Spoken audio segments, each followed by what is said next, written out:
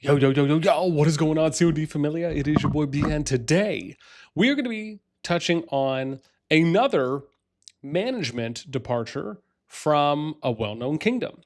And there was a king's mail that was sent out, which I want to say first and foremost, I appreciate because for me, I love covering news and I do very much also enjoy talking about the management side of things, which can very much get lost in the sauce when it comes to just the standard player base in a kingdom, slash communities. And so for me, this is nice to be able to touch on. So today we are in Kingdom 243, which is iFap's kingdom. And as always, if you enjoy the content, make sure you throw us off. Because it helps out a lot. Thanks. And we're going to be talking about a recent management departure. Now, as I stated, there was a mail that was sent out here from the King's Mail from MrKangou, who I believe was one of the R5s, rotating R5s there with Yami and one of the others too as well. Let me just double check because I think they had updated the board. But, and yeah, Halunki. I'm sure they'll let me know how I'm supposed to say that. But again, just for some context, let's read this mail and see what they have to say, right? And again, MrKangou's leaving for wAo, which for those of you who may not be familiar, wAo plays in Kingdom 92. All right, let's read through. Kind of a sad message to send, but I'd like to inform each and every one of you that I will be leaving at the end of the season. It's been an amazing year and a half with most of you, and I'm glad we had this time together. But like most things, it eventually comes to an end. My decision to leave boils down to the paradox this alliance faces regarding structure.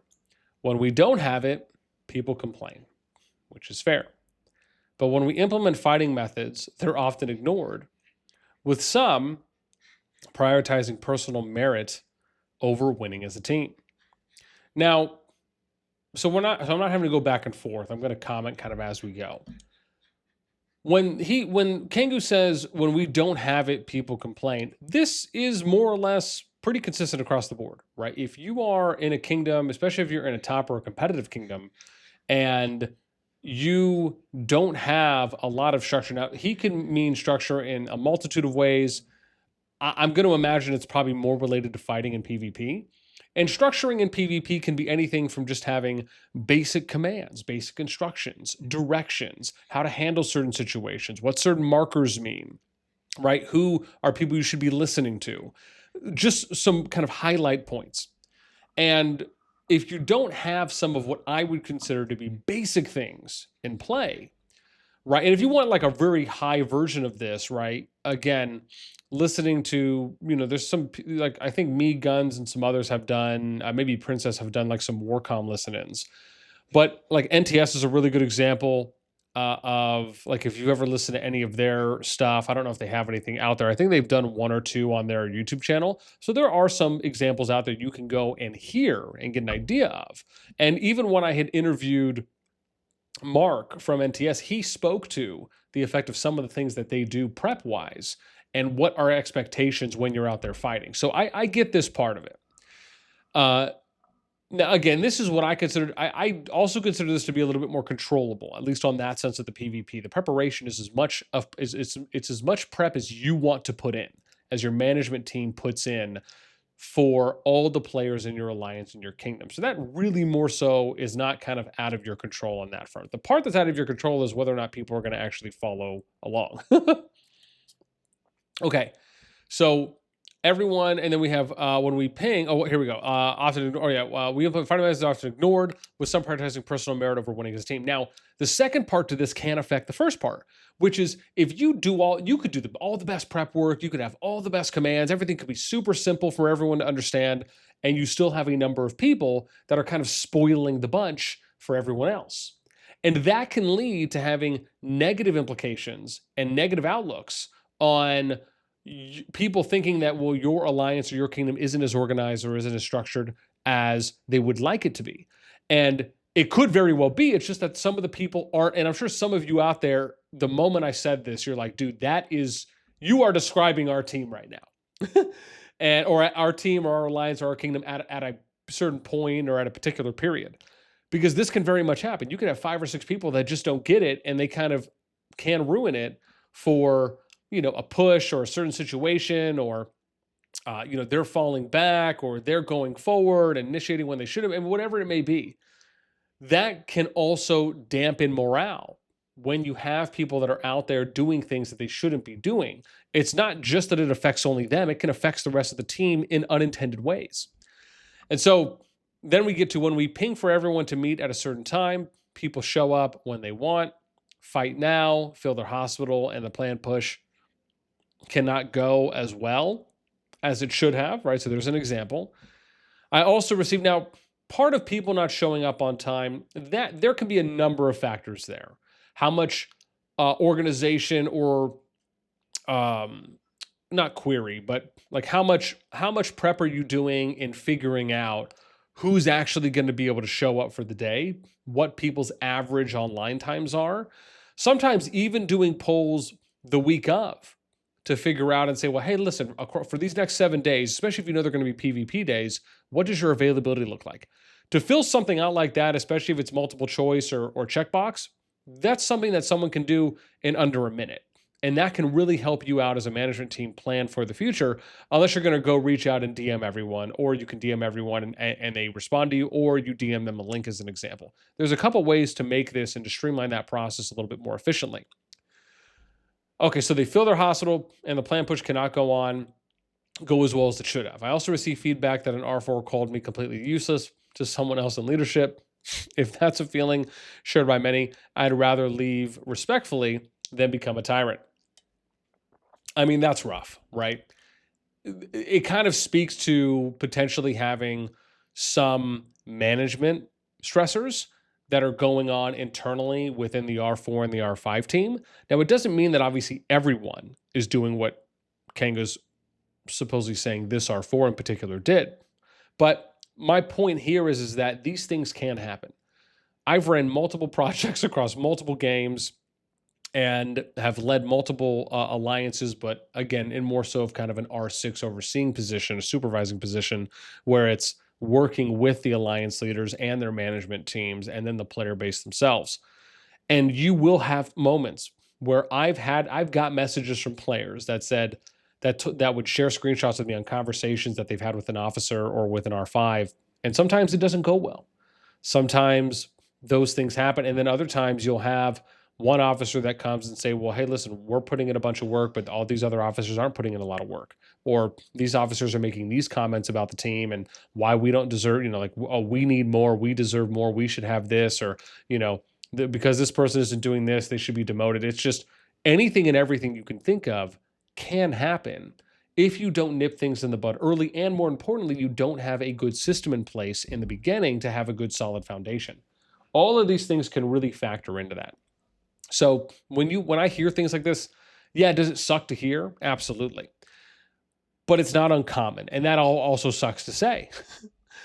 Where for me, these are things that whoever the leaders are should be trying to address those things right in the moment. So Kangou says these are things that he feels, okay, well, this is just not something I want to be a part of. I mean, listen, if you've attempted to address it and you haven't been able to make anything happen, or that person, and again, I'm under the assumption if this is true, and let's say you've exhausted all your options and you're also an R5 in a similar situation, maybe moving on is the best play. I mean, again, I kind of view that as the last resort, and maybe that's where Kangou felt. I had high hopes for this alliance to grow bigger and better, but this season showed me that individuality wins here. It's all about chasing the highest report. Players getting zeroed on purpose are applauded, while others stay alive for 20 minutes with one Mage Legion just to get close to 100k merit when refreshing and helping others should be the real objective. Halunky already started talking about leaving the server before even consulting other R4s. Ooh, a little bit of spice. Other R4s, so it's clear where his priorities lie, which will ultimately be for the good of the server. I'm not taking a group with me, and I don't hope for things to fall apart. I sincerely wish you all the best next season. Even if your goals differ from mine, I hope you achieve the ones you've set for yourselves. Yeah. I mean, to be fair, and again, this is just me objectively looking at this. Kangou says, I'm not taking a group with me and I don't hope for things to fall apart, but you do tell people where you're going. So even if they don't reach out to you to come, they could reach out to other people there and come because you're going, but just circumvent it and not say that they're going because of that.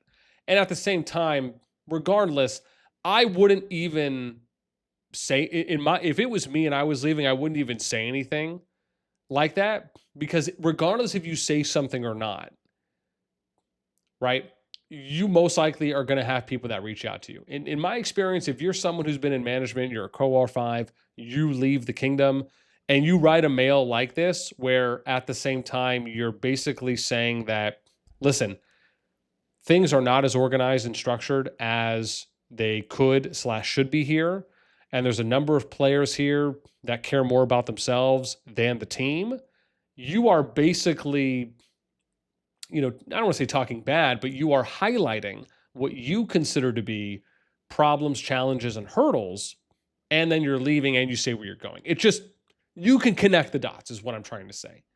And so, again, I don't know Haluki, I think, at all myself. The only person I really know, at least that I can think of off the top of my head, is Yami, because I've talked to Yami a number of times, even in VC and COD Discord, that plays here in 256, or sorry, 243. So if this is true, and you have one of the leads that was talking about leaving the server before consulting other R4s, I mean, that's iffy. My thing is that if you're considering leaving, that I think it's okay for you to think about that on your own. If you decide that you are going to leave, then that is a time where you do need to consider the way where you do need to mention that to your management team, and you need to set an appropriate timeline in case anything needs to be transitioned at that point, right? It shouldn't just be, hey guys, I'm leaving, deuces. To me, that's incredibly unprofessional. And I'm not sitting here saying you need to give people like a 2 weeks notice, but you at least need to give some notice and say, like, let me help with any transition periods. If that's, if that's disseminating roles, if that's figuring out who needs to step up for what, if that's walking people through things that they need to do, especially if you're leaving on good terms, right? If you were done wrong, okay, then maybe that's a little bit of a different situation. But if you're leaving on good terms, then you should leave fully on good terms, in my opinion. And I'll give an example as I close this one out for things that I've done in projects where I left for any number of reasons, and I was no longer a part of the project. Before I ever left a project or a kingdom, I would always have a transition period. So I would make appropriate announcements. I would help the kingdom get like a new Discord set up.